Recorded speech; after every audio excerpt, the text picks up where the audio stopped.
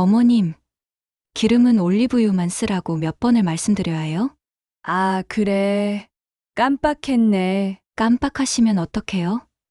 우리 애가 먹는 건데. 그리고 이 수입산 바나나, 이것도 어디서 사셨어요? 국산으로 사셔야죠. 농약이 얼마나 많은데요. 동네 마트에서 사다 보니까 제발 국산만 사세요. 그리고 꼭 과일은 유기농으로 사시고요. 반찬도 저염식으로 만들어야 한다니까요. 가공식품 절대 안 돼요. 어머님, 신경 좀 써주세요. 손주를 봐준다는 명목으로 경란 씨는 300만 원을 받고 있었어요. 그런데 그 300만 원이 이토록 자신을 구차하게 만들 줄은 전혀 예상치 못했었지요. 300만 원의 자식 부부에게 그저 직원이 되어버린 경란 씨. 경란 씨는 이 상황을 어떻게 해결할 수 있을까요? 지금부터 그 이야기를 따라가 보겠습니다.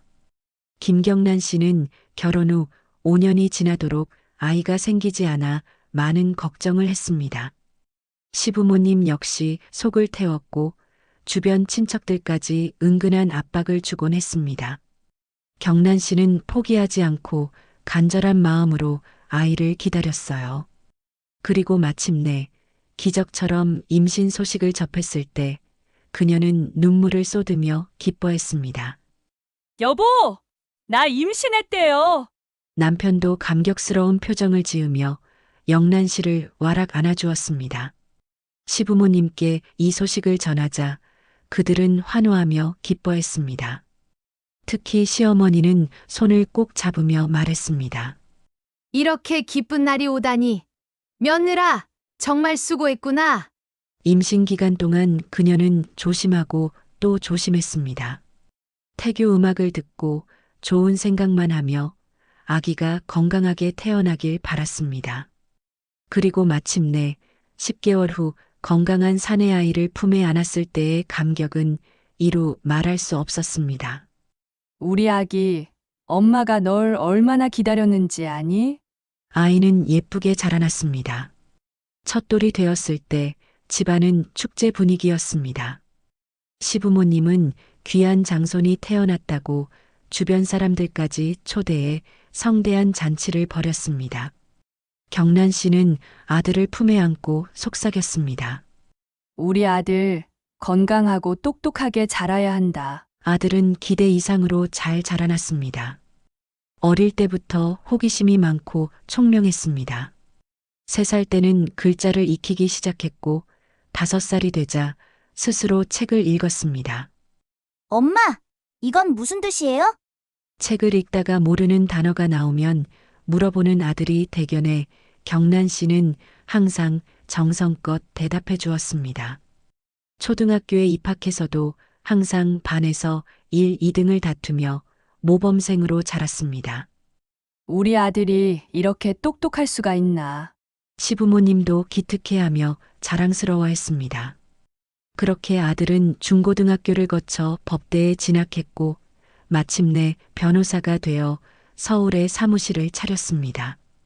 대학 시절부터 친하게 지내던 동료 변호사와 결혼까지 하며 집안의 자랑이 되었습니다.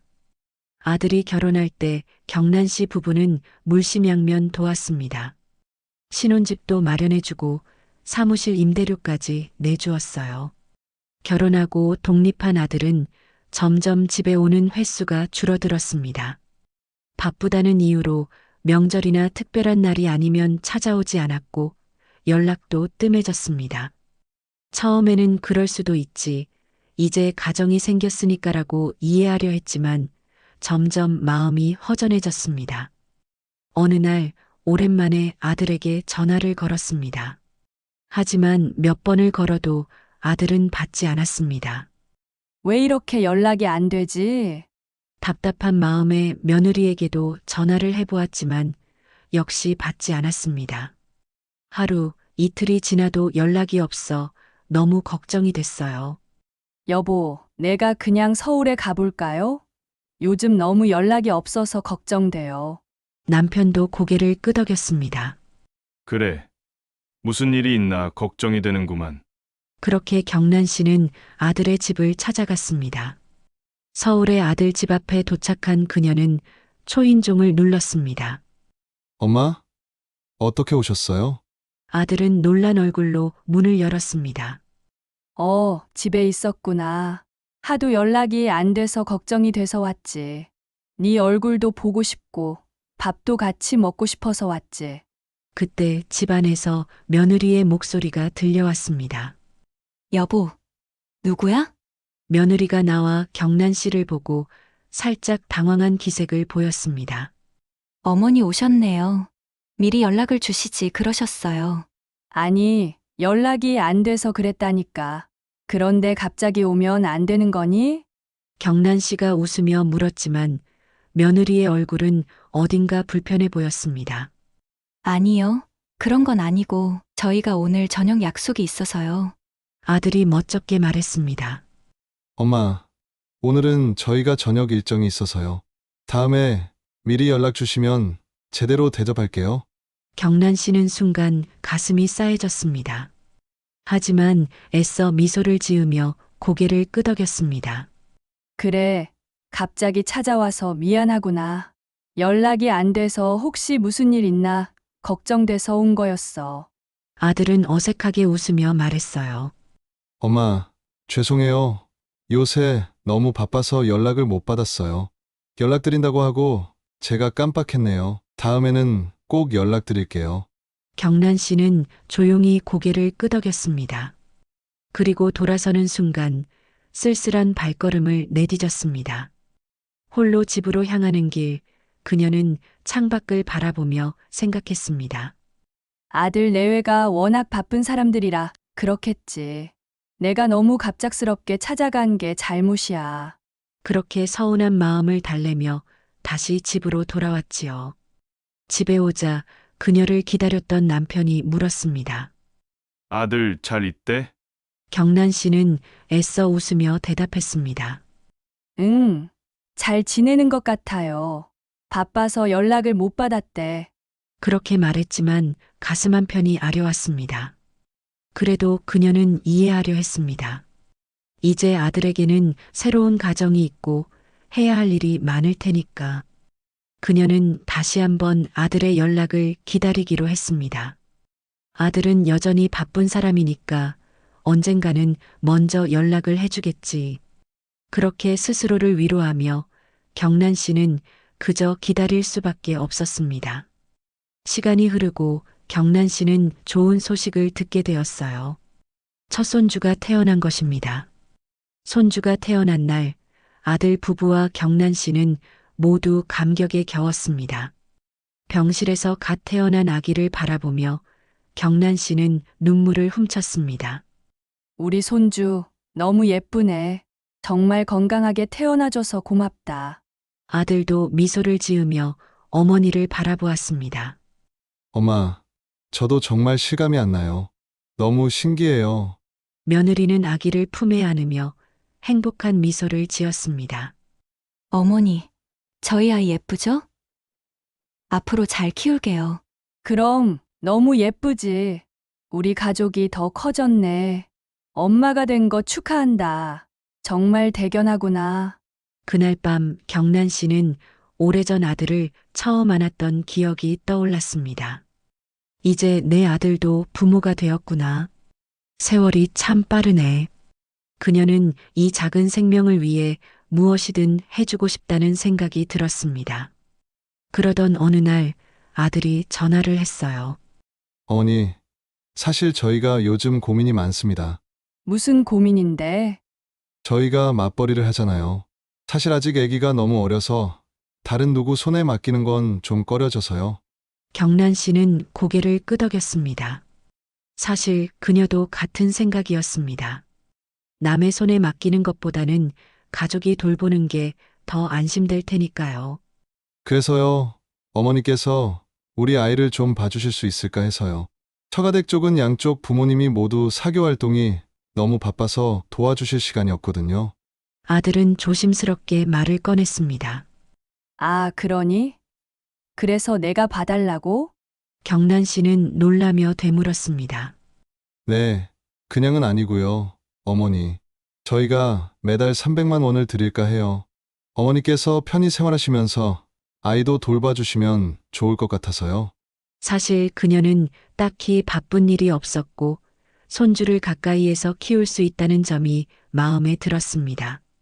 게다가 매달 300만 원이면 꽤 괜찮은 금액이었습니다. 그래, 내가 할게. 손주도 보고 좋지 뭐. 그녀는 흔쾌히 승낙했습니다. 그렇게 아들 부부의 집에 들어가 함께 생활하게 되었고 본격적으로 육아가 시작되었습니다. 하지만 예상과는 사뭇 다른 분위기가 그녀를 맞이했습니다. 아들 부부는 매우 철저하고 체계적인 육아 방식을 원했습니다. 하루 일과표를 주며 칼같이 시간을 지킬 것을 요구했습니다. 어머니, 아기는 오전 9시에 이유식을 먹고 11시에 낮잠을 자야 해요. 오후 3시에 산책을 나가고 5시에는 목욕을 시켜주세요. 그리고 7시에는 꼭 재워야 해요. 이 시간에서 조금이라도 어긋나면 아이 리듬이 깨지니까 꼭 지켜주세요. 알겠다. 노력해 볼게. 그러나 인간이 하는 일에 완벽이란 없었습니다. 손주가 칼같이 시간을 맞춰 자지도 않았고 이유식을 먹다가 흘리는 날도 있었습니다. 그렇게 작은 차이가 생길 때마다 며느리는 예민하게 반응했습니다. 어머니, 어제는 아기 낮잠 시간이 30분 늦어졌더라고요. 그렇게 하면 밤잠에도 영향이 가요. 앞으로는 꼭 시간을 맞춰주세요. 그래, 미안하다. 좀 더 신경 써볼게. 하지만 그게 끝이 아니었습니다. 어머니, 아기가 음식을 흘리면 바로 닦아주셔야 해요. 스스로 먹게 놔두는 건 좋지만 깨끗하게 해야 해요. 그리고 손을 제대로 씻겼는지 확인하셨나요?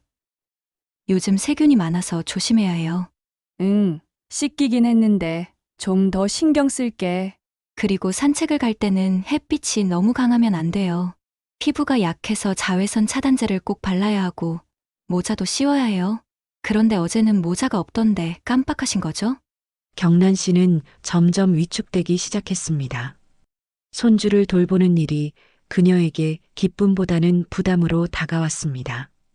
물론 아이를 돌보는 대가로 돈을 받는 것이었지만 아들 부부는 그녀를 가족이 아닌 직원처럼 대했습니다. 어느 날은 손주가 이유식을 잘 먹지 않아 애를 먹고 있었습니다. 아이고, 왜 이렇게 안 먹니? 우리 손주 배 안 고파? 그때 마침 며느리가 퇴근하고 집으로 들어왔습니다. 어머니, 왜 아직도 이유식을 먹이고 계세요? 지금쯤엔 잘 준비가 다 끝났어야 했어요. 얘가 안 먹으려고 해서 좀 더 달래보려고 했지. 그렇게 하면 안 돼요. 먹는 시간은 정해져 있어야 해요. 그래야 습관이 제대로 잡히잖아요. 며느리는 한숨을 쉬며 이유식을 직접 들고 아이에게 먹였습니다. 어머니, 육아라는 게 감으로 하는 게 아니에요. 다 과학적으로 근거가 있는 거예요. 앞으로는 책에서 알려준 방법대로 해주세요. 그날 밤 경란 씨는 조용히 방으로 들어와 침대에 앉았습니다. 손주를 돌보는 게 이렇게 힘든 일이었나 싶었습니다. 아무리 돈을 받는다고 해도 이건 단순한 일자리가 아니라 가족이 함께하는 육아라고 생각했는데 아들 부부의 태도는 너무나 차가웠습니다. 하지만 경란 씨는 스스로를 탓했습니다. 그래, 내가 부족해서 그런 거야. 돈을 받으면서 하는 일이니 책임감이 있어야지. 더 노력하면 되겠지. 다음 날도 그녀는 최대한 아들 부부의 요구를 맞추려 애썼습니다. 하지만 아무리 노력해도 그녀의 방식과 아들 부부의 방식은 너무나도 달랐습니다. 손주가 낮잠을 자지 않으려고 칭얼댈 때 경란 씨는 아이를 토닥이며 재우려고 했습니다. 하지만 며느리는 아이를 바로 침대에 눕히라고 했습니다. 어머니, 그렇게 계속 안고 있으면 안 돼요. 아이가 자율적으로 잠드는 습관을 길러야 해요. 아이가 칭얼거려서 좀 더 안아주면 안 될까? 안쓰럽잖아. 안 돼요? 너무 안아주면 오히려 독이 된다고요. 애가 점점 자라면 안아주기도 힘들어져요. 어머니도 관절이 다 상하게 된다고요. 그녀는 결국 손주를 내려놓았습니다. 하지만 아이는 계속 울었고 그 모습을 보며 경란 씨의 마음도 점점 무거워졌습니다. 그렇게 하루하루가 지나갔습니다. 경란 씨는 여전히 손주를 사랑했고 아이를 돌보는 일이 기뻤지만 아들 부부의 태도는 그녀를 점점 지치게 했습니다. 그녀는 더 이상 가족이 아니라 그저 고용된 보모처럼 느껴졌습니다. 이제 내가 어머니가 아니라 무슨 직원이 된 기분이야. 그럼에도 불구하고 손주의 얼굴을 보며 다시 마음을 다잡았습니다. 언젠가는 아들 부부도 그녀의 노고를 알아줄 거라 믿으며 오늘도 손주를 위한 하루를 시작했지요. 경란 씨는 아침부터 분주하게 움직였습니다. 아침밥을 준비하며 며느리의 잔소리를 듣는 것은 이제 일상이었습니다. 어머님, 기름은 올리브유만 쓰라고 몇 번을 말씀드려야 해요? 며느리는 손을 허리에 올린 채 눈살을 찌푸렸습니다. 아, 그래. 깜빡했네. 깜빡하시면 어떡해요? 우리 애가 먹는 건데. 그리고 이 수입산 바나나, 이것도 어디서 사셨어요? 국산으로 사셔야죠. 농약이 얼마나 많은데요. 동네 마트에서 사다 보니까 제발 국산만 사세요. 그리고 과일은 꼭 유기농으로 사시고요. 반찬도 저염식으로 만들어야 한다니까요. 가공식품 절대 안 돼요. 어머님, 신경 좀 써주세요. 경란 씨는 한숨을 삼켰습니다. 매일같이 며느리의 감시를 받으며 잔소리를 듣다 보니 이제는 무슨 말을 해도 자신이 틀린 것 같았습니다. 그럼에도 손주를 위해 최선을 다하려 했지만 며느리에게 인정받는 일은 없었습니다. 그러던 어느 날 아들 내외는 뜬금없이 경란 씨에게 말했습니다. 어머니, 하루만 나가서 바람 좀 쐬고 오세요. 저희가 호텔 예약해놨어요. 호텔. 갑자기 무슨 호텔이야? 어머님도 좀 쉬셔야죠. 늘 애 보시느라 힘드시잖아요. 며느리는 싱긋 웃으며 호텔 예약 내역을 내밀었습니다. 저희가 특별히 신경 써서 잡은 곳이에요. 하루만 다녀오세요. 아들은 맞장구 쳤습니다. 네, 어머니, 기분 전환도 하고 좋잖아요. 그동안 애 보시느라 힘드셨을 텐데. 경란 씨는 어딘가 찜찜했지만 아들 내외가 정성을 들였다는 생각에 거절하기 어려웠습니다. 그렇게 호텔로 향했습니다. 하지만 도착해보니 그곳은 특별할 것도 없는 평범한 비즈니스 호텔이었습니다. 이게 특별한 곳이라고? 수영장도 없고 주변에 갈 만한 곳도 없었습니다. 그저 잠만 자는 호텔이었습니다. 아들 내외가 굳이 이런 곳을 잡아준 이유를 알 수 없었지만 깊게 생각하지 않기로 했습니다. 그렇게 할 일 없이 TV를 보다 잠이 들었고 다음 날 아침이 되자마자 아들 집으로 향했습니다. 엘리베이터에서 내리자마자 뜻밖의 장면이 펼쳐졌습니다.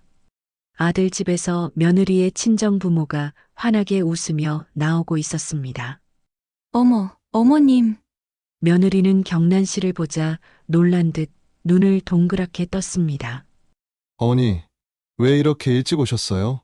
아들은 당황한 기색이 역력했습니다. 경란 씨는 아들 내외의 뒤편에서 친정 부모가 손에 쇼핑백을 주렁주렁 들고 있는 모습을 보았습니다. 아이고 사돈어른, 덕분에 저희 어제 정말 잘 먹고 갑니다. 며느리의 어머니는 기분 좋게 웃으며 말했습니다. 애도 너무 잘 봐주셔서 그런가 손주가 너무 순해요. 덕분에 편하게 쉬다 가네요. 아이고, 극진한 대접을 받았어. 며느리의 아버지도 만족스러운 미소를 띠며 어깨를 으쓱였습니다. 경란 씨는 그제야 모든 걸 깨달았습니다. 자신이 호텔에 가 있는 동안 아들 내외는 친정 부모를 모시고 극진히 대접했던 것이었습니다. 뭐야, 나한테는 한 번도 이런 대접해준 적도 없으면서 나는 그냥 가사도우미 취급이나 하더니. 한 번도 자신에게 그런 따뜻한 배려를 받은 적이 없던 경란 씨는 마음이 쓰라렸습니다. 어머니, 왜 이렇게 일찍 오셨어요? 조금 더 쉬시고 오시지. 아들은 어색하게 웃으며 말을 돌렸습니다. 그러게요. 조금만 늦게 오셨으면 좋았을 텐데. 며느리도 눈치를 보며 덧붙였습니다.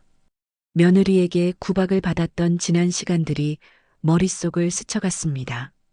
나한테는 늘 잔소리만 했으면서 친정 부모에게는 살뜰하게 챙기고 고급 음식을 차려 대접하며 웃고 떠드는 모습 같은 부모인데 왜 자신에게는 이렇게 냉정했을까? 경란 씨는 아들 내외를 묵묵히 바라보다가 천천히 집 안으로 들어가 자신의 짐을 챙기기 시작했습니다. 어머님, 뭐 하세요? 며느리가 당황하며 다가왔습니다. 짐 싼다. 갑자기 왜요? 나 이제 그만할란다. 아니, 어머니, 애는 누가 봐요? 아들은 깜짝 놀라 경란 씨의 팔을 붙잡았습니다. 너희 돈 많잖아. 좋은 사람 구해서 봐. 며느리는 당황해서 아들을 쳐다보았습니다. 어머님, 갑자기 왜 이러세요? 하루 쉬게 해준다고 해놓고 그 사이에 친정 부모님을 대접했던 거야. 아들 내외는 아무 말도 하지 못했습니다. 나는 대접받을 만한 부모도 아니고 너희들한테 돈이나 받고 그냥 일하는 사람인 거지? 그래, 너희들한테 난 그런 존재였구나. 경란 씨는 그 길로 짐을 챙겨 나왔습니다. 아들 내외는 어떻게든 말려보려 했지만 이미 경란 씨의 마음은 떠난 후였지요. 집으로 돌아오는 길, 경란 씨는 창밖을 바라보며 조용히 중얼거렸습니다. 이제라도 알았으니 다행이지. 한편 아들 내외는 한참을 멍하니 서 있었습니다. 며느리는 짜증이 가득한 얼굴로 말했습니다. 어떻게? 우리 애는? 아들은 깊은 한숨을 내쉬며 대답했습니다. 보물을 구해야지. 경란 씨는 지친 몸을 이끌고 집에 들어섰습니다. 문이 열리자마자 남편이 반갑게 맞아주었습니다. 여보, 왔어. 그동안 애 보느라 많이 힘들었지? 남편의 다정한 목소리에 경란 씨는 그제야 긴장이 풀린 듯 눈가가 촉촉해졌습니다. 그녀는 애써 미소를 지으며 대답했습니다. 응, 좀 힘들었어. 할 짓이 못 되더라. 남편은 아내의 얼굴을 유심히 살펴보았습니다. 늘 환하게 웃던 얼굴이 오늘따라 어둡고 지쳐 보였습니다. 그는 소파로 아내를 이끌며 조용히 물었습니다. 무슨 일 있었어? 경란 씨는 잠시 망설였지만 결국 깊은 한숨과 함께 입을 열었습니다. 무슨 일이 있었어요? 남편은 순간 표정을 굳혔지요. 경란 씨는 눈을 감았다가 떴습니다. 그리고 차근차근 오늘 있었던 일을 남편에게 털어놓았습니다. 아들 부부가 자신을 어떻게 대했는지, 어떻게 냉대했는지, 그리고 얼마나 속이 상했는지를 말했습니다. 남편의 얼굴은 점점 붉어지더니 마침내 그는 벌떡 일어섰습니다. 이건 말도 안 돼. 어떻게 그 녀석들이 감히 엄마한테 그럴 수가 있어? 여보, 진정해. 나도 많이 속상했지만 아니, 이건 참으면 안 되는 일이야. 내가 가만히 있을 줄 알았어? 남편은 당장 전화기를 들었습니다. 그의 손은 분노로 떨리고 있었습니다. 여보, 제발 그러지 마. 나 때문에 싸우지 말자. 그러나 남편은 이미 전화를 걸고 있었습니다. 몇 번의 신호음 끝에 아들의 목소리가 들려왔습니다. 아버지, 너 지금 당장 내가 준 돈 전부 다 가져와. 아버지, 무슨 말씀이세요? 갑자기 왜 그러세요? 남편은 목소리를 더욱 높였습니다. 너, 내 엄마한테 어떻게 했는지 다 들었다. 너희들 똑똑히 알아도 나는 이런 식으로 대하는 자식한테 줄 돈은 없어. 아버지, 제발 진정하세요. 제가 잘못했어요. 그게 아니라 처가 부모는 귀하고 물심양면 뒷바라지 해준 네 부모는 쓰레기 취급을 해. 너 같은 놈을 아들이라고 집이고 사무실이고 해준 내가 바보였구나. 당장 그 돈 다 내놓고 그 잘난 처가에 가서 돈 달라고 해라. 남편은 더 이상 말을 섞고 싶지 않은 듯 전화를 끊어버렸습니다. 전화기를 쥔 손이 부들부들 떨리고 있었습니다. 경란 씨는 남편의 손을 조용히 잡았습니다. 여보, 이렇게까지 할 필요는 없었어. 남편은 씁쓸하게 말했습니다. 이제라도 정신 차려야지. 이런 대접을 받고 대체 어떻게 살아? 부모를 우습게 보는 자식에게 당신은 무슨 미련이 있어? 그 후 며칠이 지나고 아들은 결국 부모를 찾아왔습니다.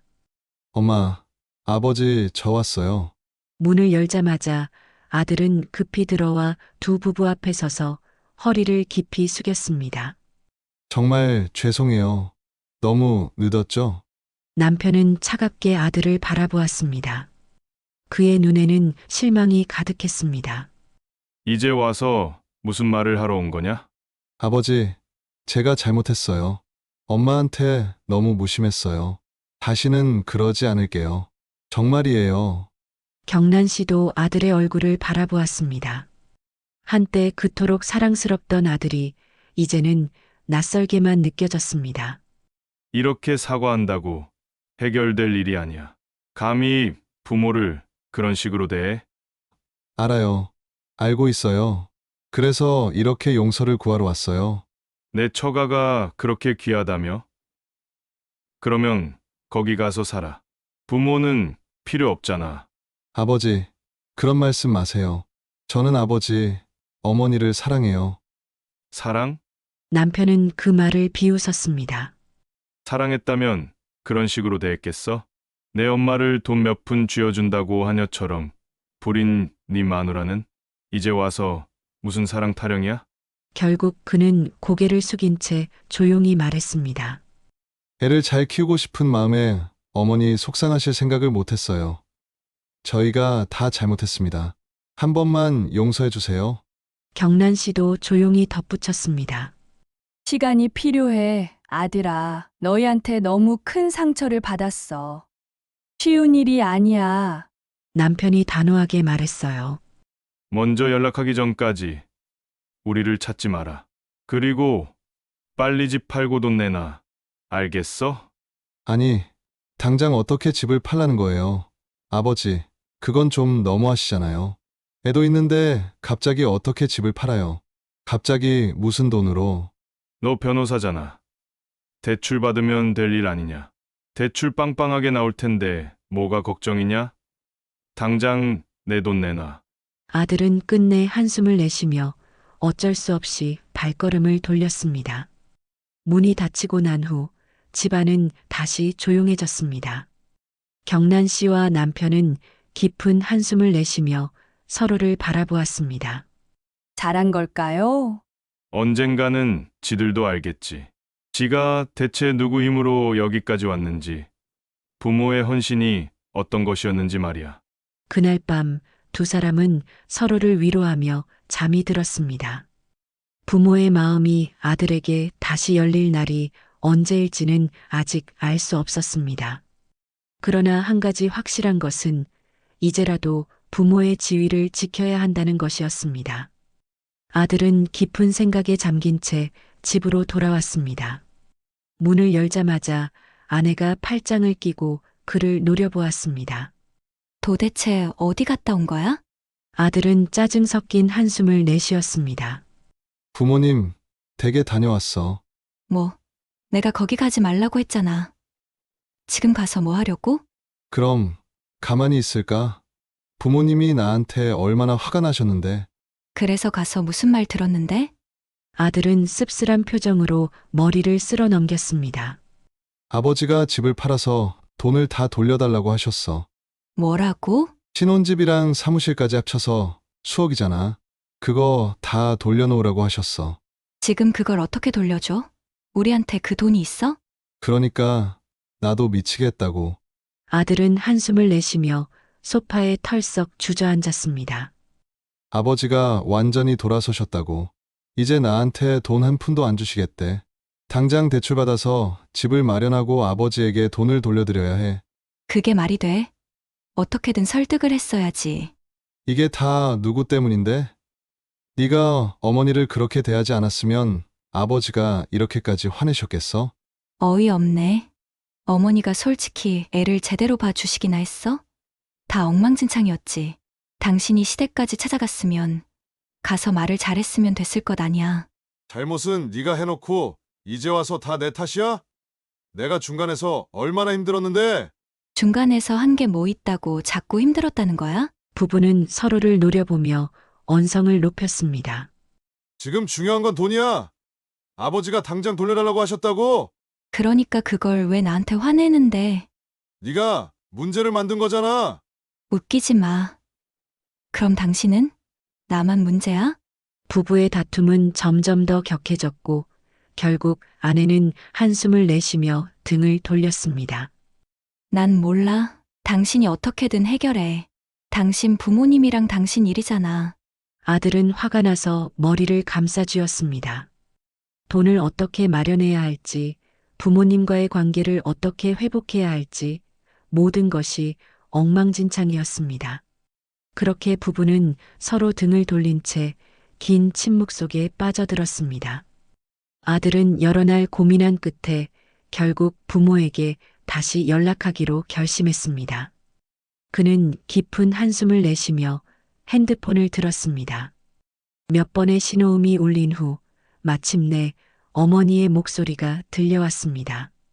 무슨 일이니? 아들은 긴장한 듯 침을 삼켰습니다. 어머니, 저예요. 잘 지내세요? 무슨 용건으로 전화했니? 어머니, 저 정말 죄송합니다. 지난번에 너무 큰 실수를 했어요. 어머니께 어떻게 했는지 이제야 제대로 깨달았어요. 제발 한 번만 용서해 주세요. 너 이제 와서 무슨 말을 하는 거니? 용서를 빈다고 해서 우리가 받은 상처가 사라질 것 같니? 경란 씨는 단호했습니다. 아들은 안절부절 못하며 더 간절한 목소리로 애원했습니다. 어머니, 저 진심이에요. 아버지도 그렇고 어머니도 그렇고 제가 너무 큰 잘못을 했어요. 아내와도 계속 다투고 있어요. 정말 힘듭니다. 그건 네 문제지. 내 문제는 아니야. 어머니, 제발요. 저도 힘들지만 우리 아이도 힘들어요. 사실 요즘 보모를 구하지 못해서 너무 고생하고 있어요. 보모? 경란 씨는 순간 그 말에 손주가 걱정됐지만 곧 다시 차갑게 말했습니다. 그래서 그게 나랑 무슨 상관이니? 사실 보모를 구하긴 구했는데 한 달도 못 버티고 다 그만둡니다. 이유가 뭐냐면 아내 때문이에요. 아내 때문이라니? 어머니도 아시잖아요. 아내의 성격이 얼마나 까다로운지. 보모들한테 무리한 요구를 하고 사소한 일에도 트집을 잡아요. 그러다 보니 보모들이 죄다 한 달도 안 돼서 나가버립니다. 이제는 보모 구인 사이트에서도 우리 집이 악명이 높아져서 지원하는 사람도 없어요. 경란 씨는 조용히 듣고 있었습니다. 그러나 아들이 계속 말을 이어가자 다시 한숨을 쉬었습니다. 그래서 네가 원하는 게 뭐야? 어머니, 제발 좀 도와주세요. 아이를 돌봐주실 수 없을까요? 어머니밖에 없어요. 그 말 하려고 전화했구나. 경란 씨는 쓴웃음을 지으며 대답했습니다. 내가 너희 집에 가서 아이를 돌봐달라고? 너희 집에서? 그 집에서? 네 아내가 나를 대했던 방식은 생각도 안 하고? 어머니, 정말 죄송합니다. 제가 잘못했어요.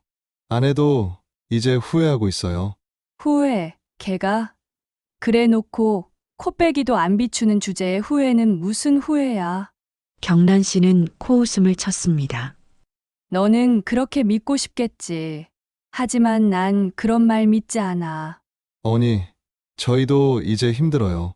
아내도 그동안 너무 버티기 힘들었다고 해요. 이젠 정말 바뀌겠다고 했어요. 어머니, 제발요. 한 번만 도와주세요. 아이를 위해서라도. 미안하지만 나는 이미 너희한테 해줄 만큼 다 해줬다. 이제는 나도 힘들어. 네가 원하는 건 결국 내가 또 너희 집에서 희생하라는 거잖아. 며느리가 변했는지 아닌지 그건 내가 확인할 일도 아니고 신경 쓰고 싶지도 않아. 어머니, 제발. 이제 그만하자. 더 이상 같은 이야기 반복하고 싶지 않아. 난 네가 네 문제를 스스로 해결하기 바란다. 경란 씨는 더 이상 들을 필요가 없다는 듯 단호하게 말을 마쳤습니다. 그리고 아들이 더 이상 무슨 말을 하기 전에 전화를 끊어버렸습니다.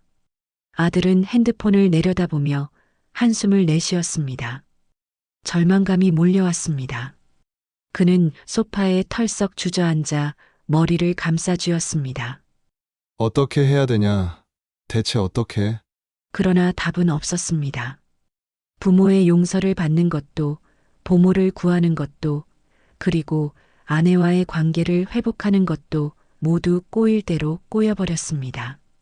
경란 씨 부부는 그렇게 사랑하던 아들을 마음에서 떠나보냈습니다. 언제 이 꽁꽁 얼어붙은 마음이 풀릴지 기약이 없었지요. 그럼에도 언젠가는 다 같이 웃으며 다시 아들, 며느리, 그리고 손주와 함께 조우할 날을 막연히 기다리기도 합니다. 그런 날이 올 수 있을까요? 오늘 이야기는 여기까지입니다. 오늘 사연이 마음에 드셨다면 구독과 좋아요를 부탁해요. 다음에 또 새로운 사연으로 찾아오도록 하겠습니다. 시청해 주셔서 감사합니다.